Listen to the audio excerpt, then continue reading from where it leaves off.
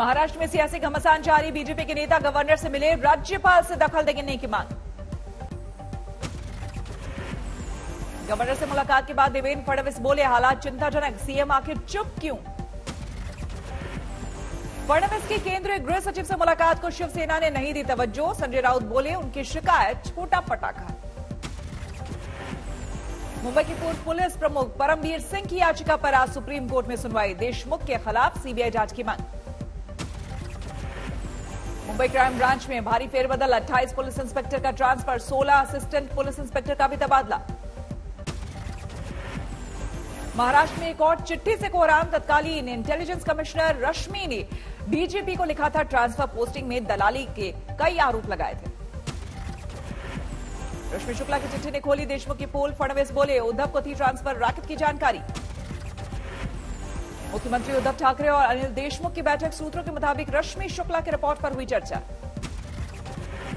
मंत्री नवाब मलिक ने रश्मि शुक्ला को बताया बीजेपी का एजेंट, खारिज किया आरोप। मनसुख हिरन केस में महाराष्ट्र एटीएस का बयान, वाजे की कार की हो रही है जांच, सभी सीसीटीवी फुटेज खंगाले जा रहे।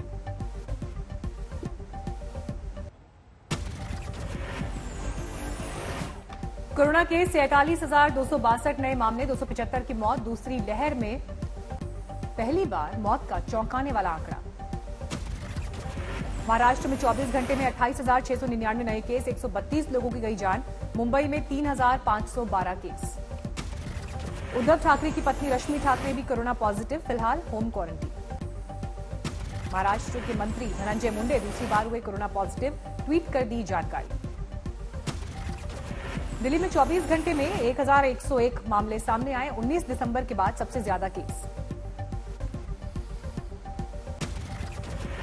दिल्ली सरकार ने बढ़ाई सख्ती, होली शबे बारात पर रोक। दिल्ली एयरपोर्ट, रेलवे स्टेशन और आईएसबीटी पर रैंडम टेस्टिंग का फैसला। गुजरात में कोरोना के 1730 नए मामले, कोरोना संक्रमण से 4 लोगों की मौत। गुजरात में कांग्रेस के एक और विधायक कोरोना पॉजिटिव, अब तक 8 विधायक कोरोना संक्रमित हुए। यूपी में 24 घंटे में 638 नए केस, 4 लोगों की मौत। राजधानी लखनऊ में आए 232 केस। इलाहाबाद हाईकोर्ट की लखनऊ बेंच में आज से सोशल डिस्टेंसिंग और मास्क का सख्ती से पालन। कोर्ट रूम में रहेंगे सिर्फ 12 वकील। नोएडा में भी कोरोना की तेज रफ्तार, स्वास्थ्य विभाग ने बढ़ाई टेस्टिंग और ट्रेसिंग। इंदौर में मुख्यमंत्री शिवराज सिंह चौहान ने चलाया रोको टोको अभियान, मास्क लगाने और सोशल डिस्टेंसिंग की दी नसीहत। तेलंगाना में आज से सभी शिक्षण संस्थान बंद किए गए, ऑनलाइन होंगे क्लास। 1 अप्रैल से शुरू होगा कोरोना वैक्सीनेशन का चौथा फेज। 45 साल से अधिक उम्र के सभी लोग लगवा सकेंगे टीका। कोरोना के मद्देनजर त्योहारों पर रोक का बीजेपी ने किया विरोध। राम कदम बोले, बियर बार खुल सकते हैं तो त्योहारों पर रोक क्यों। यूपी में आज से 8वीं तक के सभी स्कूलों में छुट्टी, फिलहाल 31 मार्च तक के लिए फैसला। योगी सरकार का फरमान, सरकारी स्कूलों से 1 से 8वीं तक के सभी छात्र बिना परीक्षा के ही प्रमोट किए जाएंगे। मुंबई में अभिनेता संजय दत्त ने भी कराया वैक्सीनेशन। दिल्ली मेट्रो में अब मास्क नहीं पहनने या लापरवाही बरतना पड़ सकता है महंगा, चालान काटने का अभियान। यूपी में शराब बिक्री को लेकर सख्ती, तय सीमा से ज्यादा शराब मिलने पर होगी एफआईआर। लाइसेंस के लिए 5 साल के आईटीआर की जरूरत।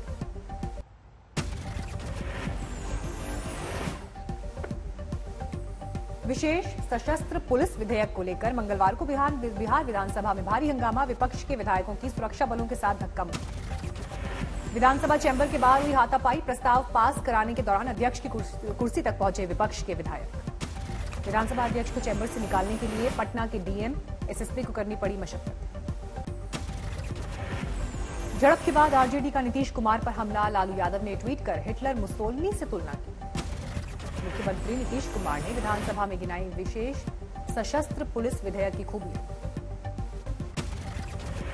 बिहार की घटना पर बोले राहुल गांधी, नीतीश पूरी तरह आरएसएस बीजेपी मय हो गए। विपक्षी विधायकों से सख्ती पर बोले अखिलेश यादव, आपराधिक काम बताया। पुलिस के एक्शन के विरोध में विपक्ष का हंगामा, विधानसभा में धरने पर बैठे तेजस्वी बोले नीतीश पुलिस को सशक्त नहीं बल्कि गुंडा बना रहे हैं। विधानसभा में बल प्रयोग पर आज संसद में हंगामे के आसार, आरजेडी उठा सकती है मुद्दा। आरजेडी को शिवसेना का मिला साथ। पार्टी नेता प्रियंका चतुर्वेदी ने ट्वीट कर कहा, पुलिस की ऐसी कार्रवाई निंदनीय। आज फिर बंगाल के चुनावी रण में प्रधानमंत्री नरेंद्र मोदी थोड़ी देर में कांठी में रैली को करेंगे संबोधित। टीम की रैली में रहेंगे शुभेंदु के भाई दिव्येंदु और पिता शिशिर अधिकारी। बीजेपी के लिए मिथुन चक्रवर्ती का कल से प्रचार अभियान, कई रैलियां रोड शो करेंगे। पश्चिम मिदनापुर में रोड शो में भारी भीड़ के बीच बीजेपी अध्यक्ष जेपी नड्डा ने एम्बुलेंस के लिए बनवाया रास्ता, लोगों को बोलकर फंसे एम्बुलेंस को निकलवाया। पुरुलिया में ममता बनर्जी ने की रैली, कहा मैं टूट सकती हूं लेकिन झुक नहीं सकती।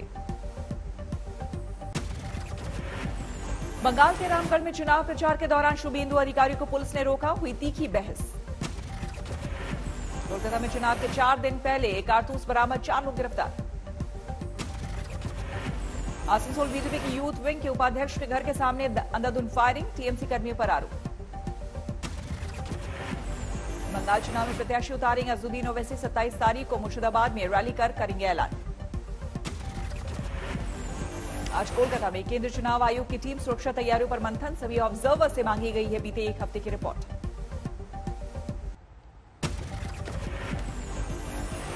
बीरभूम में टीएमसी और बीजेपी कार्यकर्ताओं में झड़प, 2 बीजेपी कार्यकर्ता जख्मी। बर्तवान में भी टीएमसी और बीजेपी कार्यकर्ताओं में मारपीट, वहां 2 टीएमसी कार्यकर्ता घायल, 12 लोग हिरासत में।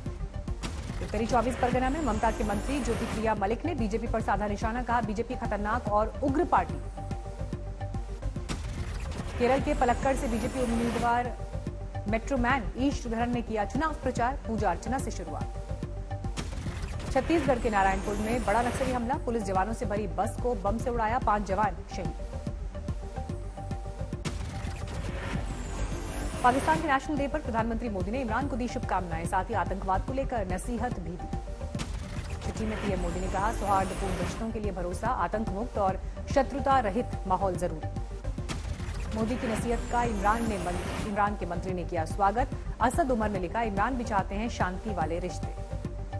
यूपी के मंत्री आनंद शुक्ला ने अजान पर जताई आपत्ति, डीएम को लिखी चिट्ठी, लाउडस्पीकर की आवाज को कम किया जाए।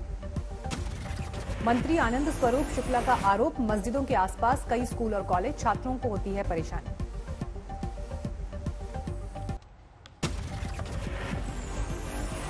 बठिंडा में दो पेट्रोल पंप लूटने वाले बदमाश पकड़े गए, हथियार और लूट की रकम बरामद। एटा में पुलिस पर संगीन इल्जाम, विकलांग ढाबा मालिक को फर्जी मुठभेड़ के बाद भेजा जेल।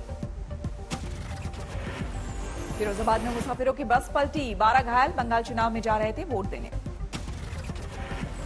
नेल्लौर में 2 वैन की जोरदार भिड़ंत, 5 मजदूरों की मौत। भिवंडी में कपड़ा फैक्ट्री में आग, भारी नुकसान की खबर।